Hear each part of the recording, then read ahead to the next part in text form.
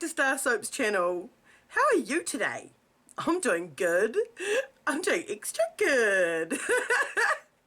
Today I am going to be making my super groovy Mermaids Treasure soap. That's right, with lots of groovy embeds and lots of cool little treasures on top made out of soap. So come with me and I'll show you how I make it. Squee! So first things first, I'm adding the cooled lye to the cooled oils, as we do every time. Everything's at room temperature, or around about 20 degrees Celsius.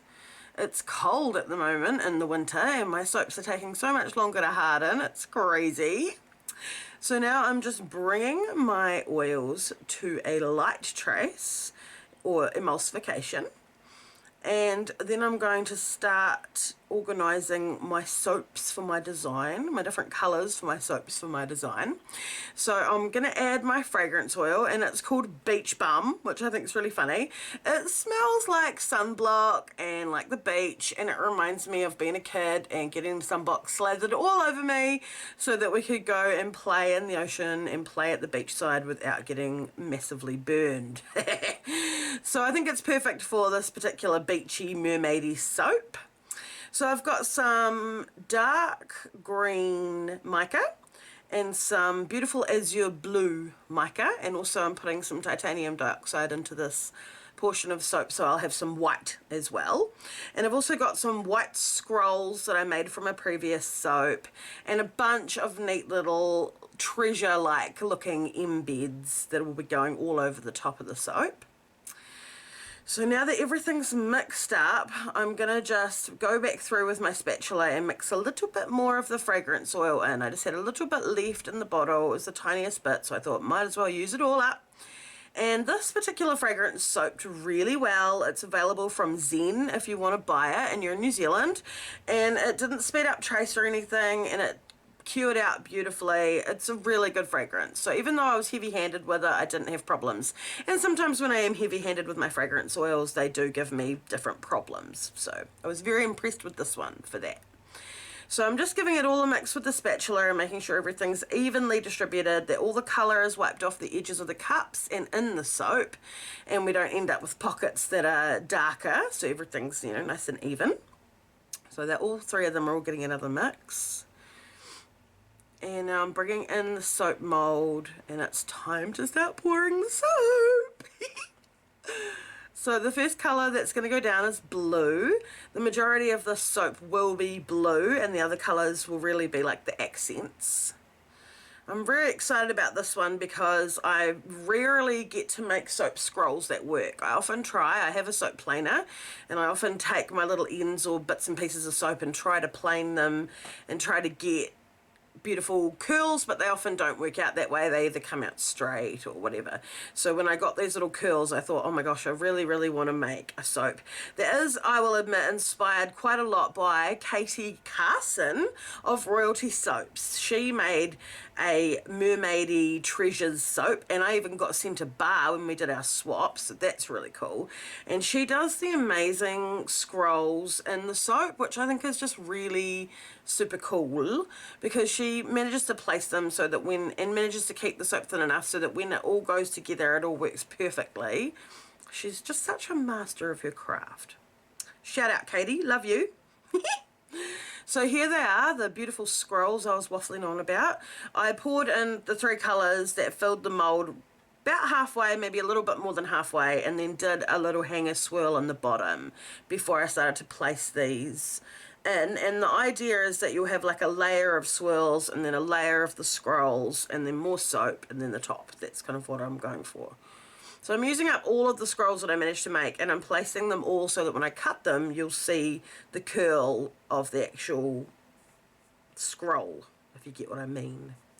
So on goes a bit more blue soap, and this soap is a bit thicker than I would have liked, to try to get it to run into all the little spaces around the scrolls and fill them all up, you know what I mean?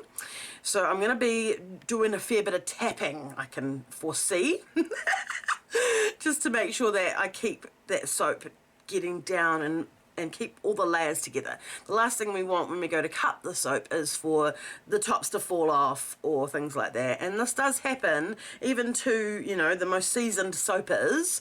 This does happen, but it is so disappointing when it does happen. It just breaks your heart. So I will get in there once I've lumped a bunch of soap in there and give it a really jolly good bang so that I can hopefully get everything to settle down into the soap mould.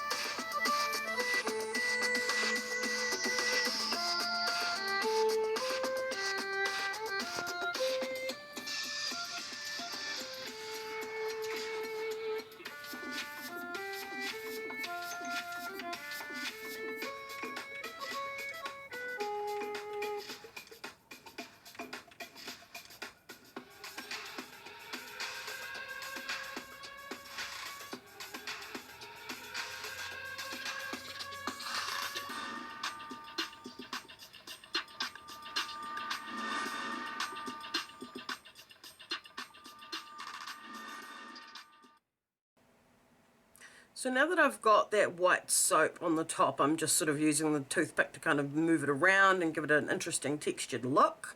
And that's essentially like my piping on the very top of the bar. That gives me something to stick all of these cool treasures into so that I'm not moving the scrolls underneath and I'm actually just adorning the very top of the soap. I've got quite an eclectic group of different embeds here that some are so old, some are from like 2 years ago, that I've been collecting for the longest time, and they all just sort of seem to fit that theme. I was imagining Ariel and her collection that she has under the ocean with all these things that she's collected from the land, like forks and spoons and brooches and mirrors and all these things that were broken and that kind of maybe looked like trash to us, but to her were absolute treasures. So that's kind of what I'm going for here, if you get the gist. These are, in fact, all of the Mermaids Treasures that maybe to you or I might just look like bits of junk or something. But they actually hold a lot more meaning and they have a lot more magic than we might have initially interpreted. So the last thing to go on are these beautiful little melt and pour cubes that have been rolled in blue azure mica and some beautiful blue glitter right on the top, and we're done. It looks amazing. I am super, super happy with this. It's not often that I do a crazy soap like this nowadays. More and more I'm just sticking to rebatches and regular things and not going too crazy. So it is really awesome to splurge now and again and just have a super creative soap. So here we are the next day, and it is time for the cutting. When you put lots of random embeds on top of a soap, it's always a little bit nerve-wracking when you cut through. You always hope you're not going to displace them or move them or squish them into the soap. It's all right when you cut through them. I actually think it has quite a neat effect. It looks really neat. And so here we have an end slice. You can see what I'm talking about with that sort of cut through effect with all the little things on top. It looks super cool and it adds a neat touch to the bar. I love how my little hanger swirl at the bottom came out, but as you can see my soap was too thick and it didn't make it all the way through into all the crevices in my scrolls. So that is a little bit of a shame, but you can easily patch the holes up with a little bit of melt and pour or a little bit of cold processed soap from another batch if you're worried. I think in my case I should be alright. I hopefully placed them with enough space in between that there's enough soap holding everything together. But yes, as you can see here, the most of them don't have any soap running down the middle of them, and that's not what I wanted. So much so actually that in some of them you can see right through the bar of soap, like I'm demonstrating here. I'm not sure if that's going to pose a problem. I've already lathered up with one bar and it's been fine, so fingers and toes crossed that everything should be fine. And like I say, if I'm worried, I can go through and I can put a little bit of melt and pour or another little bit of cold processed soap into the little holes there and fill them up. Hey, you could do something crazy like a different colour so it really looked like another crazy little treasure inside the soap. You can go wild with it. I hope that you enjoyed watching me make these soaps. I actually love how in some of these they almost look like little kiwi birds. My white section of my swirl, these ones in particular look like two little kiwi birds. Love it. And yeah, I'm really chuffed overall with how these soaps came out. Love the blue and white layered tops. Love the very, very top with all the crazy little glitter and embeds and things. And yeah, love the way it smells. Love the way it's cured out. So really, really happy. And this week, I'd like to highlight the lovely Anna Fuselier. I do hope I said that right, Anna. And her beautiful cherry soap that she shared in our StarrSoaps group over on Facebook. So if you'd like your photo to be highlighted, then do come over and join the group StarrSoaps Family on Facebook and share your pics with us because we love to see what you create.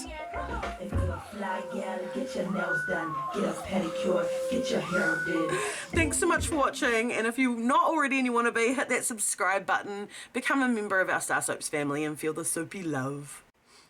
And I would just love to give a shout out to my gorgeous little girl Alexis for providing the cool groovy tunes you heard while I made this soap.